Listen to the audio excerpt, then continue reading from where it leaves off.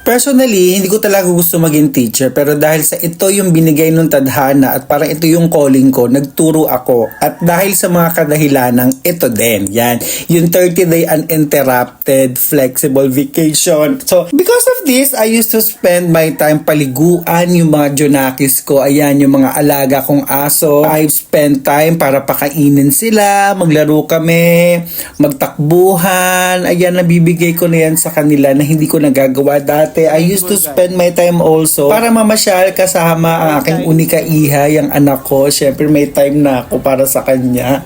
Super excited yan. And hindi lang yan, natuturuan ko pa siya magbasa. So 'di ba, sa mga anak natin, mahalaga 'yon na magkaroon tayo ng time para turuan sila. Sa mga activities sa simbahan like palaspas, nakakasama na tayo, nakakapag-serve tayo sa simbahan bilang lector commentator, sumali din tayo ng prosesyon, sinakulo and all stuff at sa lahat ng mga activity natin. So dati kasi hindi ko naman pinangarap magguro. Actually hindi ko talaga pinangarap magguro kasi feeling ko makakapasa ng exam, board exam at ayoko mag-take ng mga board exam after ng school kasi parang nahihirapan na ako at hindi ko na siya kaya. Pero dito ako dinala ng Diyos. Dito ako dinala ni Lord. Ito yung calling ko talaga. And dahil dito, ayan, syempre meron kaming bakasyon. So, yun yung maganda talaga sa pagiging guro. At hindi lang dun kasi, syempre meron kaming 30 days uninterrupted vacation. During Christmas break hanggang New Year break, yan, wala kaming pasok. Tapos, syempre, blessed din tayo. Lalo na kapag bumabagyo, wala tayong pasok. At wala rin tayong pasok kapag may mga holidays.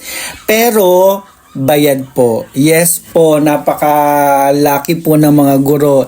Especially, syempre, yung mga uniforms namin, meron kaming uniform allowance, clothing allowance, meron na kami ngayon na may mga bagong benefit like health benefit, meron na ring binibigay sa amin.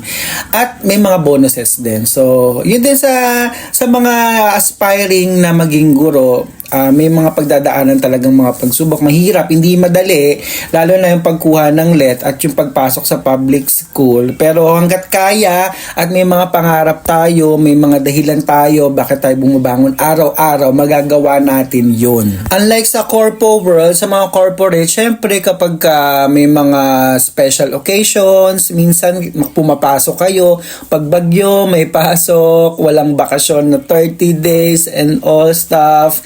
Kaya ayun lang, dati nasa industry din kasi ako, nagtrabaho ko sa restaurant, nag-hotel din ako, at na-compare ko talaga, nag-SM